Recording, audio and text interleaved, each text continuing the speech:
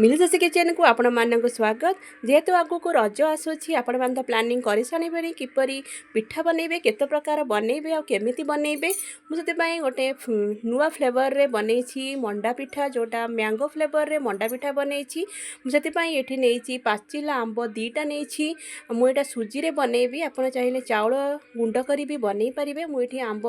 बाहर कर ग्राइंडिंग कर देछि मुझे गोटे कटोरी आंब रस को नहीं जोटा गोटे कटोरी सुजी नहीं गोटे कटोरी सुजी रे मुझे 2 कटोरी पानी दे देछि से लुण टे पकई हाफ कटोरी गुड़ पकई टिके पान मधुरी पकई टिके घी पकई से टिके फुटी आसारा पर मुझे आंब को ये दे देछि जेपर्यंत आंबर मेल्ट न हो जाइए भल से से पर्यंत घाटू थे से घाटी सारा पर टिके फुटी सारा पर भल से मुझे सुजी की भी आड कर देछि सुजी सीझा पर्यंत आपन घाटू थे मुझे आण भी भल से जंती भी हो जाइए मोर सुजी आण बहुत भल से जंती हो ठंडा करने किस समय छाड़ी देछि मुझे पूरा बनवाई मुझे गोटे नड़िया नहीं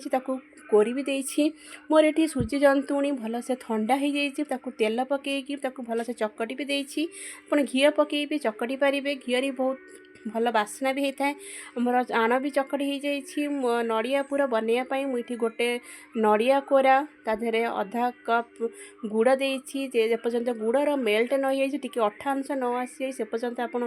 पूरा को भाजुवे गोटे फ्लेवर आसापी गोटे हाफ चामच घी देछि मोटे पूरा भी रेडी पूरा रेडी सारापर मुझे गोलमरीच गुंड गुजराती गुंड भी पकई देछि मोटे पूरा भी रेडी हो जाइए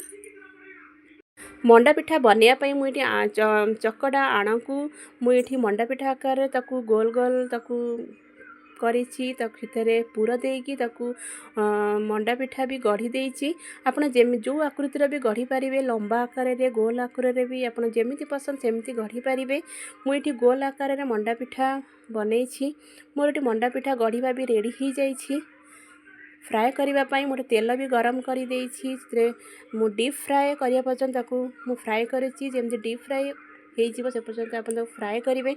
एम थे ट्राए करूँ जोटा मैंगो फ्लेवर रे मंडा पिठा थे बनातु आप गुड़ रे तो बनई थे विभिन्न प्रकार चाउल रे बनई थे आ थे मैंगो रे थे ट्राए करूँ बहुत टेस्टी बहुत सॉफ्ट भी आ मैंगोर जो तार जो फ्लेवर आसे मंडा पिठा तो बहुत बढ़िया लगे मोर रेडी हो जाइए मैंगो रे मंडा पिठा आपण मैंने बनातु रही जय जगन्नाथ।